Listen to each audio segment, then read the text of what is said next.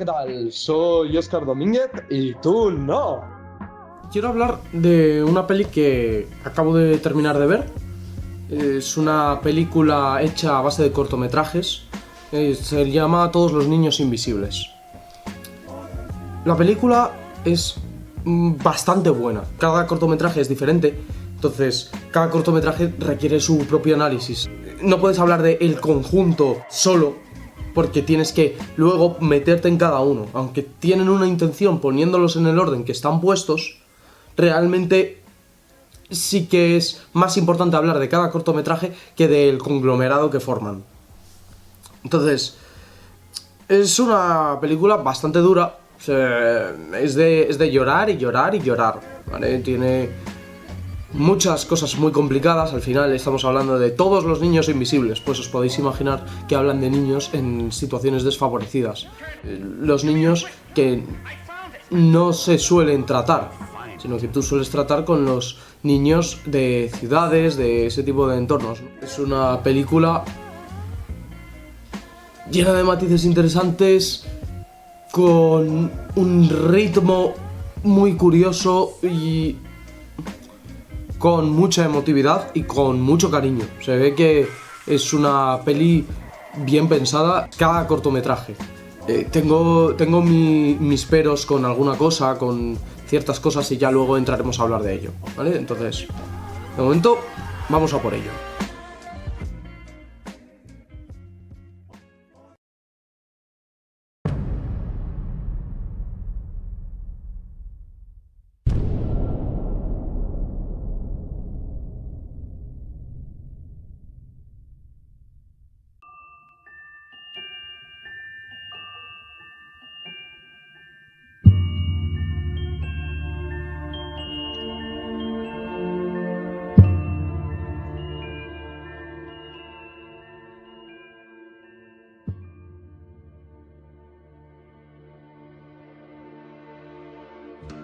El primer cortometraje está ambientado en Kenia, son niños soldado.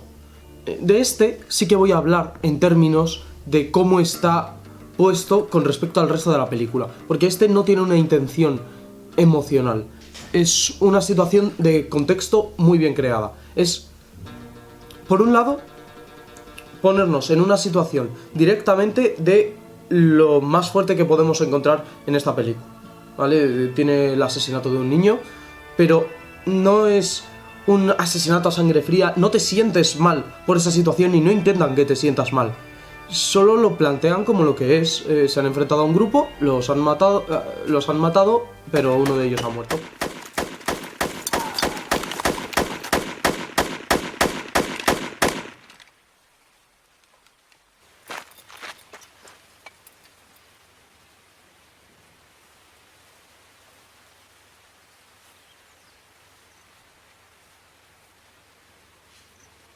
우리 I was scared.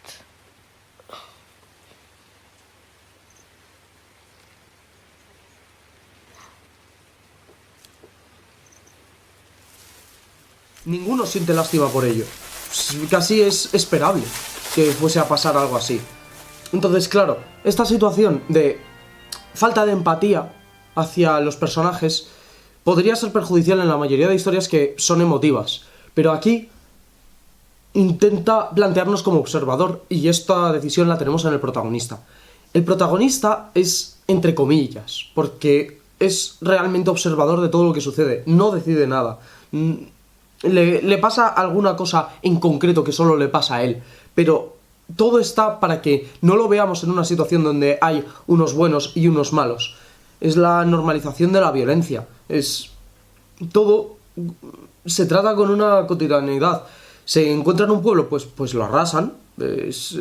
Casi es mandatorio. Ni siquiera se plantean en el corto por qué van a arrasarlo. No nos dan unos objetivos.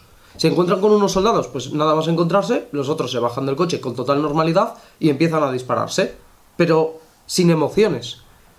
Es una situación que tampoco te transmite frustración porque no hay emoción. Las cosas son así. este mundo en el que viven nuestro grupo protagónico es el único que conoce su líder y por lo tanto el único al que sabe llevarlos. Entonces plantearse por qué no salen de esa situación cuando ni siquiera se plantean que pueda existir otra situación es bastante absurdo. El protagonista sí es más o menos consciente de que existe otra situación porque vemos que tiene unos ciertos estudios, pero es observador en su propia vida, no hay más consideración que esa. A pesar de que sí, más o menos ve que existen otras opciones, no sabría cómo tomarlas. Entonces, es una situación de ya está, no se puede hacer nada. O sea, no saben que se puede hacer algo.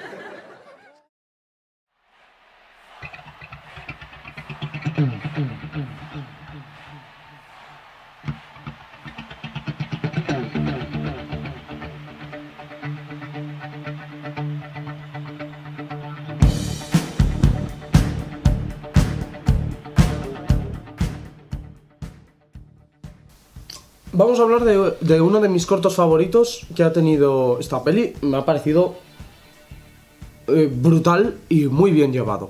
Yo soy un gran amante del drama. Me encanta llorar por doquier. Disfruto de sufrir, ¿vale? Me encanta. A mí que me pongan a llorar durante 3 horas, pues ole tus huevos. Luego estaré agotado, pero me encanta yo drama por doquier. No me gusta porque sí, pero sí me gusta. Esta película, a pesar de que yo sea un gran fan de ambas cosas, este corto no tiene ese componente dramático.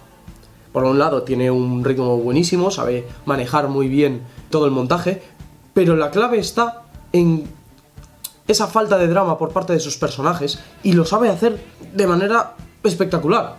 El protagonista es un chaval que está en el reformatorio.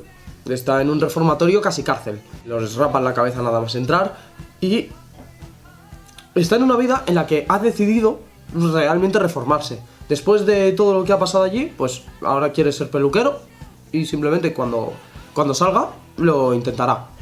Ya se nos plantea desde un inicio que él viene de una familia en la que le estrellan botellas en la cabeza, no exageradamente, lo hacen tal cual. Solo como una situación de él. Entonces sale, vemos que está en una familia en donde roban básicamente de manera cotidiana, de manera normal.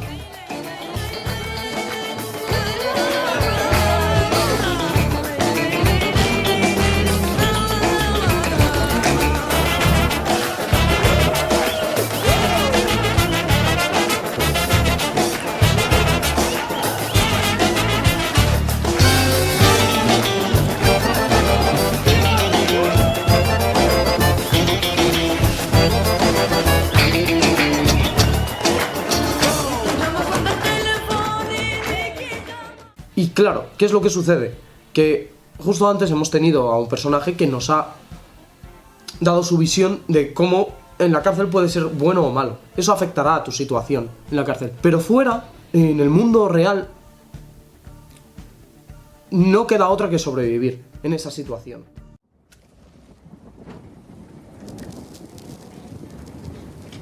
Теби бре, куде жал? Ще идеш вън? Где я бежал? Няма да ме вземаш. Овде къде си добър, постигнеш šta хочеш. И ако хочеш, колико хочеш. И може да прекинеш как хочеш. А там може да играш. И не може да прекинеш как хочеш. Ти си там добър. No puedes decidir, no puedes hablar en conceptos de bien o mal, no puedes hacer eso. porque solo estás sobreviviendo. No podemos hablar de ética. Entonces, ¿qué sucede? Nada más salir, el padre le estrella un botellazo en la cabeza por no querer robar, así que le obliga a robar. Roba algo, lo pillan, él sale corriendo, consigue escapar, pero decide volver a la cárcel. Pues no lo plantean como, ay, mira que solo en la cárcel puede... No, sino que es una situación jodida, pues se encuentra la solución. Que no puede ser bueno fuera porque solo puede sobrevivir, pues decide volver a la cárcel porque ahí al menos tiene garantizada su supervivencia y puede decidir si ejerce el mal o el bien. Y eso tendrá ciertas recompensas, ciertos castigos, pero al menos hay una escala de valores que puede seguir. Como allí intentan reformar a la gente sin la necesidad de que dentro tengan que sobrevivir, dentro de lo que cabe, pues te da un margen de mejora como persona. Es una situación muy curiosa, muy interesante.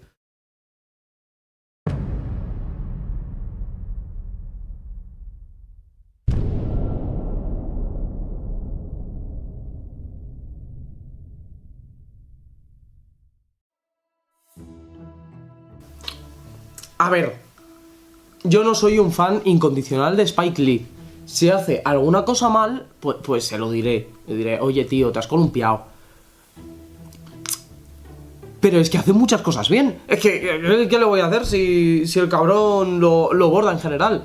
El tío tiene una mirada bastante única. Y eso hace que te vaya a contar algo que no sepas en muchas ocasiones. Eso siempre ayuda. Y lo hace según le convenga a la trama. No decide las cosas y luego piensa en el guión de lo que está contando. Entonces, si con los anteriores cortos teníamos unos chavales que les tocaba vivir esa situación y vivían siendo conscientes de ello, diciendo, pues bueno, pues no se puede hacer nada. Con ese cierto desdén, aquí tenemos a una chavala que le toca enfrentarse contra la situación de la que acaba de ser consciente. Es una niña de padres drogadictos que tienen SIDA y se lo han pasado. Vemos además cómo la discriminación hacia las personas con SIDA se traduce en violencia hacia los hijos.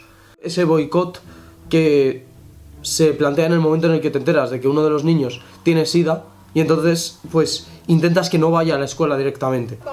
Right now. Please calm down. Calm down. Calm down?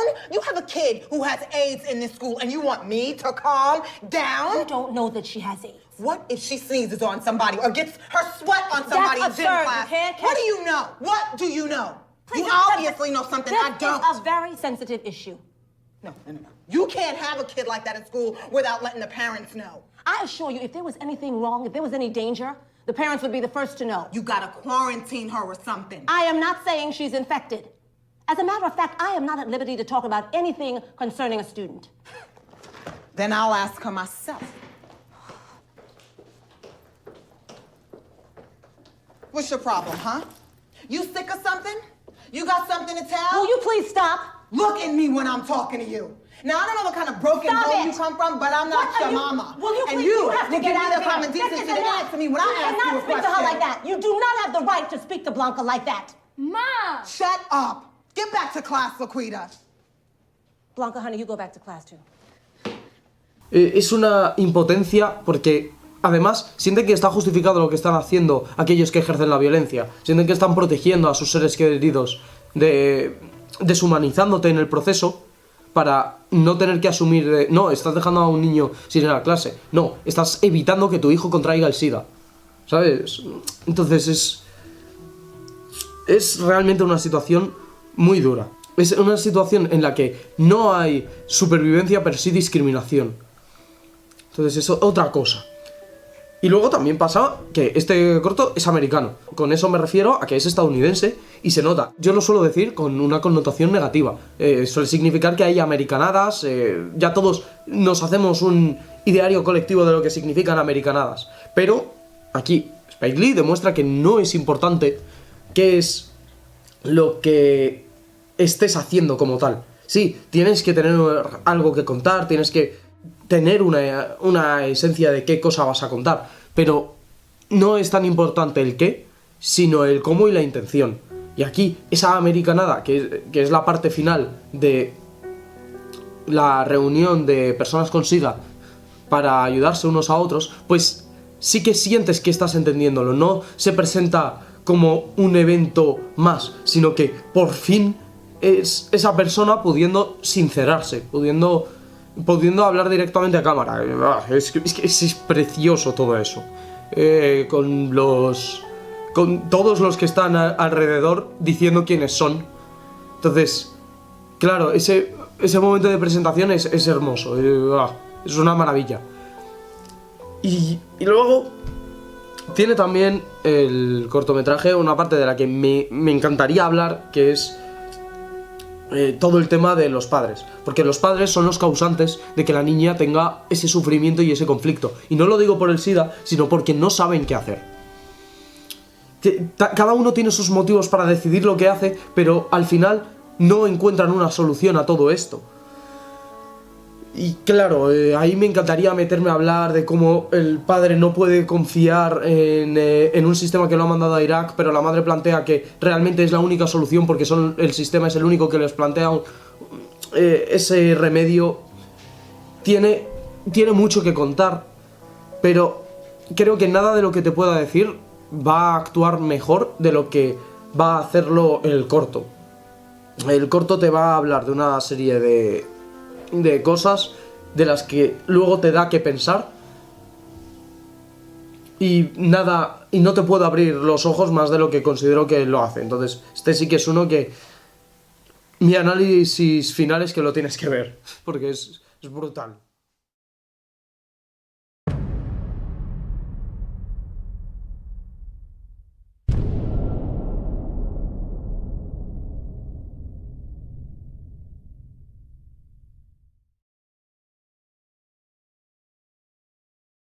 Vamos a hablar ahora de Brasil y las favelas, Italia y Ciro.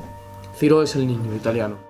Más o menos tendría sentido la comparación, se puede plantear que tiene sentido. Ambas son situaciones de supervivencia en la que el niño está completamente solo. Se ve que no tiene a alguien a quien acudir. Pero lo interesante de esto no es en sus parecidos, sino en sus diferencias. A pesar de que ambos tengan esa situación,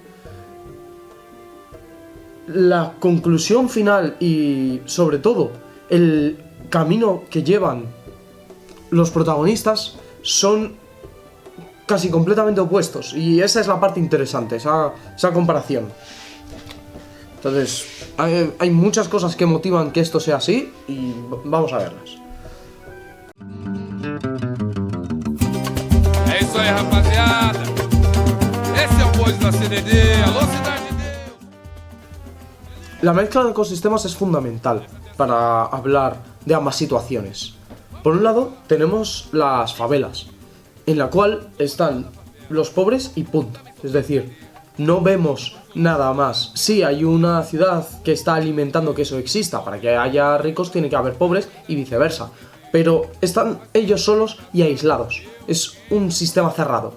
Sin embargo, en Italia no pasa eso. En Italia se entremezclan, viven unos con otros, existen los ricos.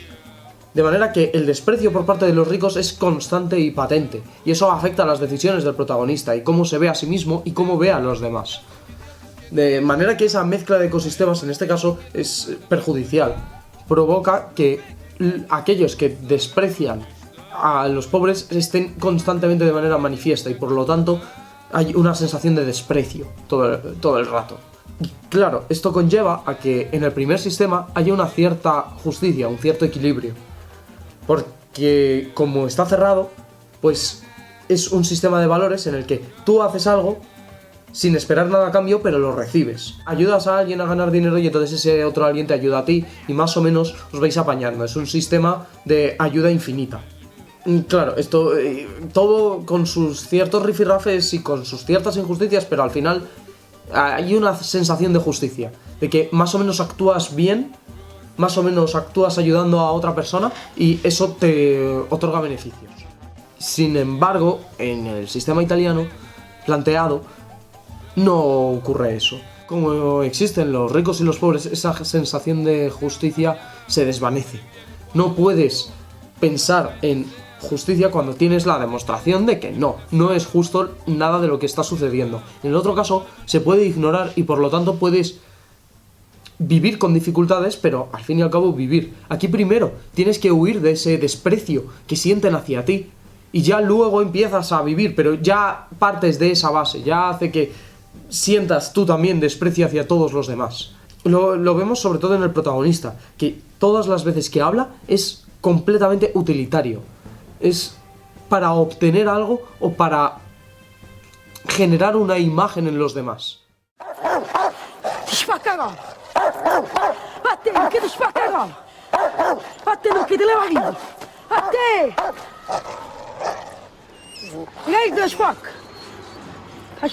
Olha com drogados. É culpa minha, mica culpa minha. Dio non mazzuto, che stai verità? È un genio.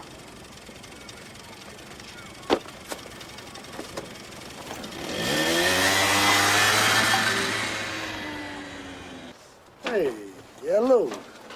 Rolex. Rolex. Oh, sono! Voglio 7 gal. Ah, perché ce la fai? E che già fa? Es constante el odio que se palpa. Entonces, claro, en uno sientes justicia, en el otro injusticia.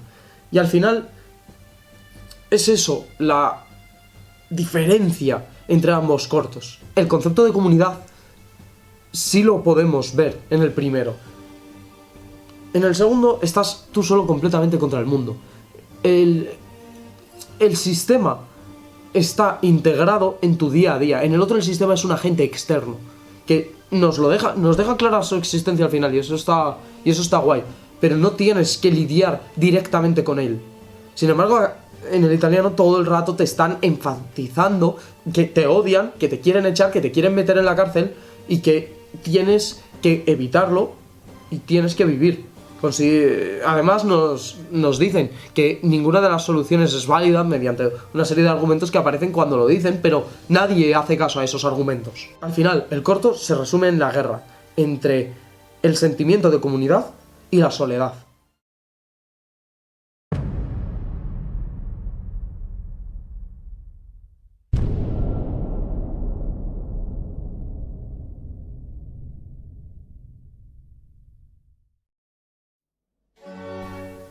Vale, para este punto no tengo guión. Voy a tirar de lo que recuerdo porque las partes en las que tengo que hablar mal de algo, en general, van mucho más fluidas y siento que salen mejor así. Tenemos al John Woo y al Ridley Scott. Vale, no los he puesto en orden cronológico porque el hablar de ellos al final es un poco como quitármelos de encima. Y realmente sí que esos son la parte que considero que está mal. Y fíjate que son los dos que tienen renombre. Vaya, ¿por qué será? Pues una parte del motivo es ese. De verdad que no tenía la intención de que me cayesen mal. Por parte de Ridley Scott sí me lo esperaba porque no termina de ser muy santo de mi devoción. Pero me lo propuse y sin más. No entré con el prejuicio de tocar a Ridley Scott. Pensé, venga, a ver qué nos va a contar y enseguida falló. Y con John Woo no entraba tampoco con la expectativa. Recordaba que era alguien, pero no conseguía situarlo. Entonces, en ambos casos, pues, entraba bastante diciendo, venga, a ver qué tienes que contarme. El de Ridley Scott comete un error grave. Comete el error de cómo nos plantea la situación. Porque tampoco sabemos qué situación nos está planteando. Es decir, nos está hablando de la guerra en general. Nos está hablando de conceptos genéricos. Todos los demás cortometrajes hasta ahora nos hablaban de situaciones concretas. Es decir, tenemos a los niños de Kenia, el niño gitano en un país del este de Europa, tenemos las favelas, tenemos Italia. Sabemos en qué entorno nos estamos moviendo y sabemos a qué atenernos. Pero aquí es por un lado todo que no está sucediendo, que eso en otra peli te lo puedo admitir, pero el mood con el que vas es con el del realismo que te está ofreciendo todo lo demás. Entonces aquí corta bastante el rollo. Eso, te habla de... No te habla de algo concreto, es que eso es un fallo bastante gordo. Te lo cuenta todo en un formato entre flashback y alucinación de guerra. Tampoco te aporta mucho, porque al final da la sensación de que no sabes qué te quiere contar. De hecho, estábamos tratando de averiguar en casa de qué nos quería hablar y no conseguíamos averiguarlo. Entonces, eso por un lado. Y ahora el error que creo que cometen ambos, ¿vale? Porque el de John Woo está algo mejor, pero porque la situación de base es interesante. Pero no considero que termine de estar bien. Y el problema básicamente creo que tiene que ver con su renombre. Que eso les ha provocado, cosa que no le ha pasado a Spike Lee, pero en estos sí les ha provocado que no es que tengan un estilo y cuentan las historias a su estilo, sino que la historia se adapta a ellos y no al revés. Entonces, provoca que es como si, por ejemplo, la película Una historia verdadera de David Lynch, pues si esa película la hiciese como el resto de pelis que tiene, pues perdería algo. Pero no sería la peli tan interesante que es. La clave ahí está en que el director utiliza lo que conoce, pero sin que eso altere la historia. Tiene una historia que quiere contar y entonces utiliza los recursos necesarios para contarla de la mejor manera. Y en este caso no sucede. Da la sensación de que primero dijeron, vale, vamos a hacer una historia en este estilo y nos ha tocado esta historia. Entonces, ya de segundas tenemos el problema de que tal vez tu historia requería de otras cosas. No requería, por ejemplo, en la de Ridley Scott, no requería un formato tan cinematográfico. Aunque no tengo claro qué quería contar, sé que cómo lo cuenta está también mal. Y el contexto también de estar contándolo en esa peli no está del todo bien currado, porque las otras son situaciones muy jodidas y aquí no sientes esa agresividad del sistema, esa preocupación, porque ya te lo están contando a toro pasado. Entonces, falla ahí. Y el de John Woo falla en tratar de meterle una simbología. Te están hablando de algo tan gordo como la explotación infantil y trata de generar símbolos de alegría y tristeza.